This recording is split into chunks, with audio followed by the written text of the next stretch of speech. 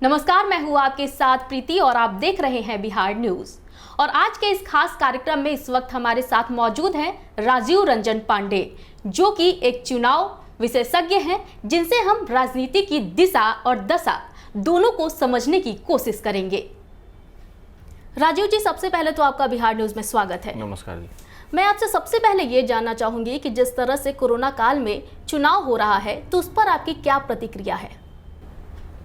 देखिए प्रीति जी, चुनाव कोरोना के समय में हो रहा है, देश के लिए अप्रतिम संकट है, लेकिन चुनाव हो रहा है और इसको लेके जितना मैं घूमा बिहार में पिछले 15-20 दिनों में, शहरी क्षेत्रों में तो उत्साह कम दिखा, लेकिन ग्रामीण क्षेत्रों में उत्साह में कोई कमी नहीं दिखी मुझे जी। जैसा कि बिहार में चुनाव को पर्व की तरह बाकी राज्यों में भी होता है, लेकिन यहाँ कुछ ज़्यादा ही चर्चाएं होती हैं, उत्साह होता है, मुद्दों को लेकर चर्चा।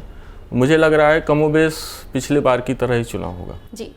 हर बार कहा जाता रहा है कि बिहार में कास्टिज्म के आधार पर वोटिंग होती है, तो आपको क्या लग रहा है कि इस बार के चुनाव में कुछ अलग देखने को मिलेगा, या फिर जनता फिर से इस कास्टिज्म के इर्द गिर्द ही घूम करके चुनाव का वोटिंग करेगी? मुझे तो नहीं लगता है, व्यक्तिगत तौर पे या जो हमारे मित्र लोग, जो हमारे साथ के लोग फीडबैक देते हैं, मुझे तो नहीं लगता है कि उस चीज़ को छोड़ पाएंगे कास्टिज्म को, क्योंकि यहाँ अंत में उसी पे ही चुनाव होता है। कैंडिडेट की, पार्टी की, जाति, उसके साथ बनने वाले समीकरण को ही लोग ध्यान में रखते हैं जी। और अपनी जाति के उम्मीदवार को उसको प्रश्रय देते हैं या उसके बारे में पहले विचार करते हैं जी। वर्तमान चुनाव की अगर बात करें तो जो वर्तमान की पार्टियां हैं बिहार में, या फिर महागठबंधन है या गठबंधन है, तो इन सब पार्टियों के भविष्य को आप किस तरह से देखते हैं यहाँ? देखिए, दो गठबंधन प्रमुख तौर पे हैं, एक एनडीए का है, दूसरा महागठबंधन जिसमें राष्ट्रीय जनता दल है और कांग्रेस है, लेफ्ट पार्टियां हैं। दोनों में इस बार बड़ी तगड़ी लड़ाई है, इसलिए कि लालू जी के बाद उनके पुत्र लोगों ने जिस तरीके से चुनाव को आगे बढ़ाया है, नो डाउट इस बार कोई एक इस चुनाव का कोई मैन ऑफ द मैच होगा मेरे हिसाब से।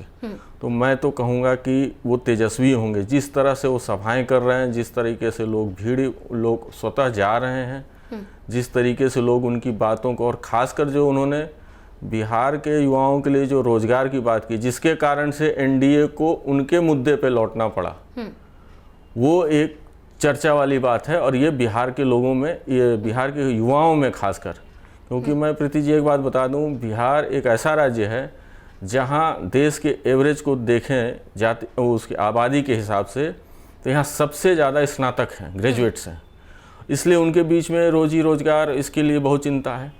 और यहाँ स्वरोजगार के प्रति लोगों का आकर्षण कम है। यहाँ ज़्यादातर लोगों को लगता है कि मुझे सरकारी नौकरी मिले, बाकी चीज़ें मिले, सरकार से संबंधित कोई विभाग हो, चाहे वो पियून चपरासी की क्यों न नौकरी हो, उसको लेके लोग आसान्वित रहते हैं। वो उसको लेके, रोजगार को लेके एक युवाओं में है।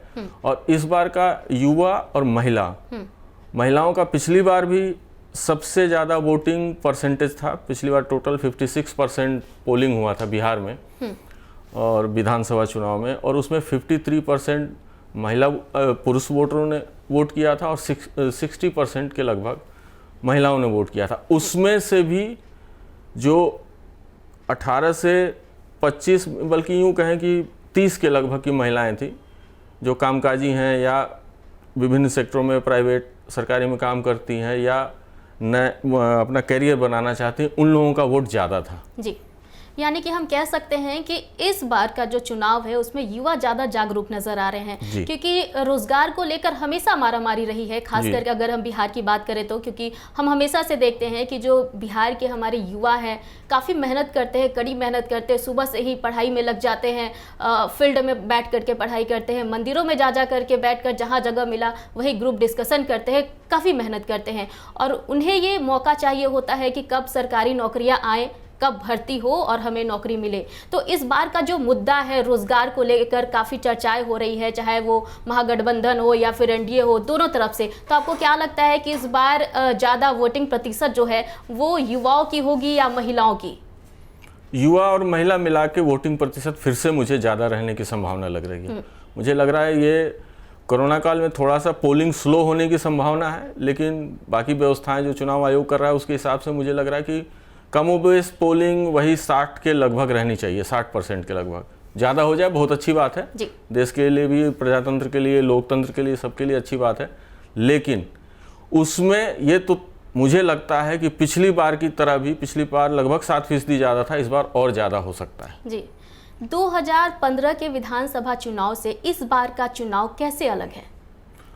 जी, 2015 का विधानसभा चुनाव बिल्कुल अलग है। इसलिए कह सकते हैं कि नीतीश जी पिछली बार भाजपा के साथ सरकार चलाने के बाद गठबंधन में लालू जी के साथ चले गए और उनका जो एक कॉम्बिनेशन बना, उसने उनका जो कोर वोट का, लालू जी का जो माई कॉम्बिनेशन है और नीतीश जी का जो पिछड़ा, महादलित, अति पिछड़ा, इसका जो कॉम्बिनेशन था, वो एक ऐसा कॉम्बिनेशन बन गया कि बिहार में इन दो यादव और मुस्लिम, इन दोनों को ही मिला दीजिए तो 32-33% वोट तो यही हो जाते हैं। और उसमें एड ऑन हो गया महादलित और नीतीश जी का फेस था, उसके कारण से, और विभिन्न योजनाएं थी सरकारी, वो जैसे साइकिल वाली योजना थी जो बालिकाओं को दी थी, वो बड़ी एक उनकी हिट योजना थी, जिसके कारण से उनका एक ऐसा डेडली कॉम्बिनेशन, हम लोग पॉलिटिक्स में बोलते हैं कि सिफोलॉजी में भी, कि डेडली कॉम्बिनेशन था कि उसको बीजेपी या और किसी पार्टी के लिए बीट करना बहुत मुश्किल था। जब आपके पास कोर वोट है और उसमें आपका स्ट्राइकिंग भी ज़्यादा हो, आपका पोलिंग परसेंट भी ज़्यादा है उनका, क्योंकि जो बीजेपी के साथ हैं ज़्यादातर बिहार में फॉरवर्ड वोटर्स हैं जी, या अदर में भी पढ़े लिखे वोटर्स हैं, लेकिन उनका वोट प्रतिशत पोलिंग के दिन बहुत कम होता है।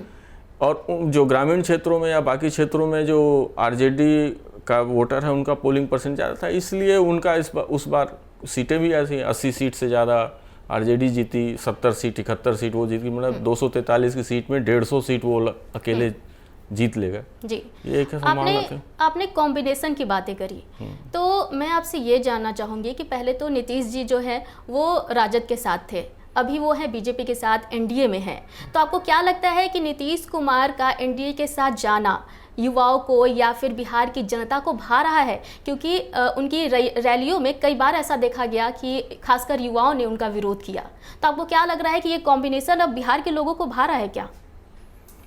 इसमें लोगों के से बात करने पे, हम लोग अपने चर्चा के दौरान बात करने पे ये पता, मिश्रित प्रतिक्रिया है।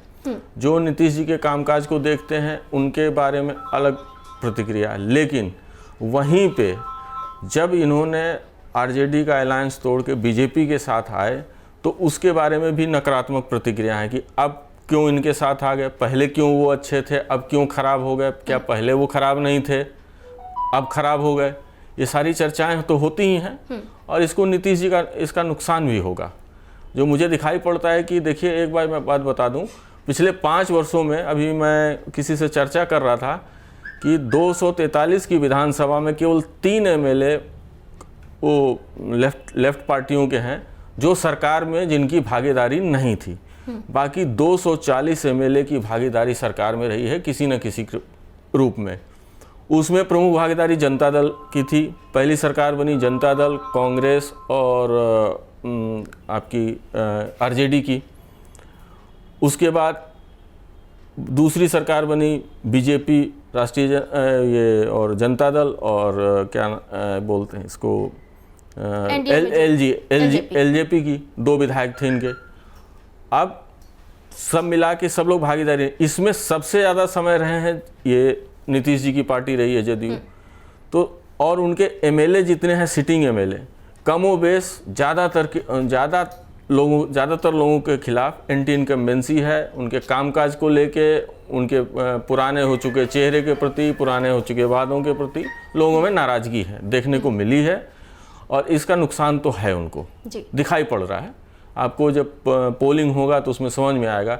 यदि ये पोलिंग 60% से ऊपर जाता है या पिछली बार की तुलना में 2% से 3% भी ज़्यादा बढ़ता है, तो इसको हम लोग अपनी भाषा में मानते हैं कि ये सत्ता के विरुद्ध जाता है। उसमें ज़्यादातर सिटिंग एमएलए की हार होगी। कोरोना काल में एक चीज़ और मैं यहाँ पे उल्लेख करना चाहूँगा, पिछले 8 महीने में ज़्यादातर जनप्रतिनिधि अपने क्षेत्रों से दूर रहे हैं जी। और जो कोसी वाले क्षेत्र में या सीमांचल के क्षेत्र में जो बाढ़ आई है उसमें भी इन लोगों के कामकाज को लेके बाई एंड लार्ज सब जगह एक निगेटिव प्रतिक्रिया है। वो चाहे वो बीजेपी के वहाँ से एमएलए हों, चाहे आरजेडी के हों, चाहे इसके हों जनता दल यू के, तो ज़्यादातर एमएलए नहीं के नाराज़गी है और इसकी खामियाजा सबको भुगतना पड़ेगा। लोग इस बार परिवर्तन तो देखना चाह रहे हैं, ये तो महसूस हो रहा है साफ साफ। उसमें सबसे बड़ा वर्ग यूथ है और यूथ को अपील करने वाली चीज़ रोज़गार है। रोज़गार को लेके जो सबसे पहले तेजस्वी जी ने जो बात करी वो उसको लेके फिर बीजेपी को भी बोलना पड़े। पहले इन्होंने 10 लाख कहा, फिर वो 19 लाख कह रहे हैं। अब उसको लेके तरह तरह की चर्चा परिचर्चा होगी। अभी तो चुनाव में अब 10 दिन 12 दिन और बचे हैं चुनाव ख़त्म होने में, तब तक कुछ ना कुछ और भी वादा चलेगा। जी। एलजेपी की अगर बात करें तो एलजेपी के का जो भविष्य है उसकी संभावनाएं आपको कैसे दिखती है? देखिए, एलजेपी की संभावना तो मुझे व्यक्तिगत तौर पे या लोगों के बीच में, एक तो एलजेपी का जो के उत्तराधिकारी स्वर्गीय रामविलास पासवान जी के जाने के बाद उनके उत्तराधिकारी चिराग जी, उसको उनके लिए भी एक सर्वाइवल की लड़ाई है राजनीति में, बिहार की राजनीति में जमे रहने के लिए कि उनको लोग कैसे एक्सेप्ट करते हैं। इसके लिए उनका ये लिटमस टेस्ट है और इसके लिए उन्होंने पूरा जी जान लगा रखा है। और उन्होंने जो कैंडिडेट दिए हैं, तो ज़्यादातर लोग कहा जाता है कि पासवान इसके ज़्यादा, पासवान जाति के लोग ज़्यादा समर्थक हैं, लेकिन अदर देन पासवान बीजेपी या नीतीश जी से नाराज़ स्थानीय विधायकों से लोग, खासकर नीतीश जी से जो अपर कास्ट के लोग नाराज़ हैं, उनका तो साफ साफ एलजेपी के जहां कैंडिडेट जो बीजेपी के बागी के तौर पे हैं या जदयू के बागी के तौर पे या और किसी पार्टी के बागी के तौर पे या उनके अपने कैंडिडेट, इसलिए उन्होंने अपने सीटों में सवर्ण माने अपर कास्ट के लोगों को ज़्यादा सीटें भी दी। पहली लिस्ट में ही उनकी 44 सीटें थी जी। तो वो उसका उनको लाभ मिल रहा है। कई सीटें हैं, जैसे अभी प्रथम चरण की सीट में मैं बता दूं आपको कि ये जो राजेंद्र सिंह बीजेपी के उपाध्यक्ष थे, इनकी सीट, और एक नोखा के पूर्व विधायक सासाराम से जो लड़ रहे हैं रामेश्वर चौराहे, ये लोग इतने टफ कंटेस्ट दे रहे हैं जेडीयू के और आरजेडी के प्रत्याशियों को। खासकर एक सासाराम वाले तो आरजेडी से जेडीयू से में आए और उनको टिकट दिया। ये लोग इतने टफ कंपटीशन दे रहे हैं कि कोई बड़ी बात नहीं कि ये दोनों चुनाव जीत जाएं, क्योंकि ट्रायंगुलर फाइट में आप कह नहीं सकते, वो पोलिंग परसेंट पे डिपेंड करता है कि किसके साथ लोग जा रहे हैं, लेकिन कंटेस्ट तो है। इसी तरीके से कई सीटें हैं। मैंने मुझे लगता है कि जिस हिसाब से कंटेस्ट कर रहे हैं, एलजेपी को 8 से 10% वोट, 11% भी हो सकता है वोट शेयर के साथ, ये लगभग 9 से 10 सीटें जीत सकती हैं पूरे बिहार में। जी। अगर हम युवाओं और महिलाओं की बात करें तो आपको क्या लगता है कि इन्हें सरकार से क्या उम्मीदें हैं? युवाओं को तो नौकरी, सीधी सीधी बात है। आप भी युवा हैं, आपको भी आप मिलते होंगे लोग, आपके साथ के लोग कैरियर ओरिएंटेड युवा हैं। आजकल देश दुनिया देख रहे हैं, तमाम सोशल मीडिया है, बहुत सारी चीज़ें हैं। सब अपने को अपग्रेड करने के लिए, अच्छा भविष्य बनाने के लिए प्रयास करना चाहते हैं। महिलाओं को सुरक्षा, और कामकाजी महिलाओं को तो सुरक्षा चाहिए सी, और बाकी सारी सुविधाएं हैं। हाँ, एक चीज़ बिहार को इस बार फेस करनी पड़ेगी कि लोग स्वास्थ्य और शिक्षा के मुद्दे पे भी वोट देंगे, खासकर युवा, क्योंकि यहाँ से माइग्रेशन दोनों के लिए बहुत होता है, बेहतर इलाज के लिए भी और बेहतर पढ़ाई के लिए भी। ये इसको भी पार्टियों को नोटिस में लेना चाहिए। इसको लोग चर्चा करते हैं, फील्ड में जाइए आप, क्षेत्र में मिलिए युवाओं से, तो चर्चा करते हैं। यहाँ बेहतर शिक्षा व्यवस्था नहीं है, स्वास्थ्य सुविधा नहीं है, इसलिए हमको दिल्ली जाना पड़ता है, बाहर जाना पड़ता है। इसको लेके तो है समस्या। जी बिल्कुल, स्वास्थ्य भी एक बहुत बड़ा मुद्दा है, बहुत बड़ा, कोरोना काल में बहुत बड़ा समस्या है, और इसको लेके लोग संजीदा भी हैं, और वो लोग प्रयास भी, इसके आधार पे भी कई लोग वोट करेंगे।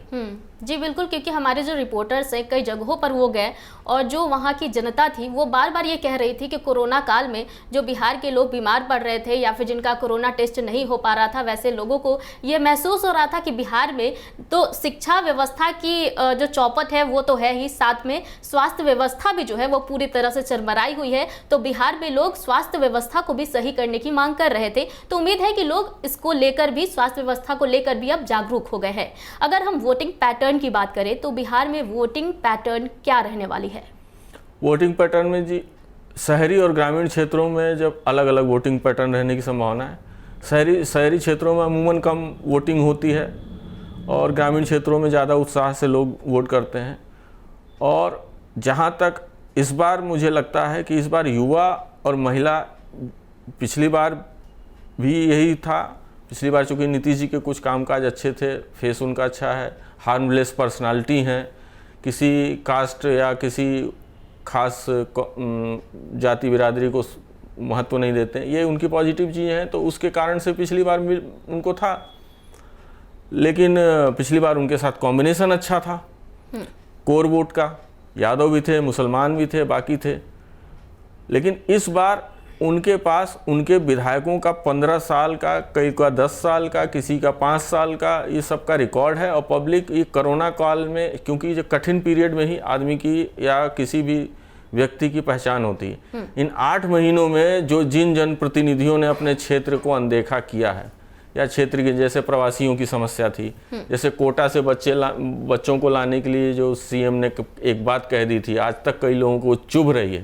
ये मैंने महसूस किया था। सीएम साहब ने ये बात कही थी कि हम बॉर्डर में घुसने नहीं देंगे। ये बनारस से लगते हुए जो बॉर्डर है वहाँ पे सर चेक पोस्ट वगैरह बनाए गए थे। ऐसी चर्चा अखबारों में, बाकी मीडिया में थी। तो इसको लेके लोगों में रिजेंटमेंट है और ये वोट में कितना तब्दील होता है ये तो आने वाला समय बताएगा। लेकिन शिक्षा, स्वास्थ्य, ये मुद्दा इस बार रहेगा। रोजगार तो है ही, शिक्षा और स्वास्थ्य बहुत बड़ा मुद्दा है और इसको एड्रेस करना पार्टियों को चाहिए भी, और नहीं करेंगे तो उसका उनको आगे दिखाई भी देगा। जी राजीव जी, हमारे बिहार न्यूज़ के साथ बातचीत करने के लिए आपका धन्यवाद। धन्यवाद।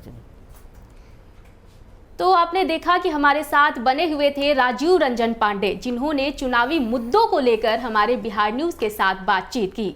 तो आज के लिए फिलहाल इतना ही, मुझे दीजिए इजाजत, लेकिन देखते रहिए बिहार न्यूज़। नमस्कार।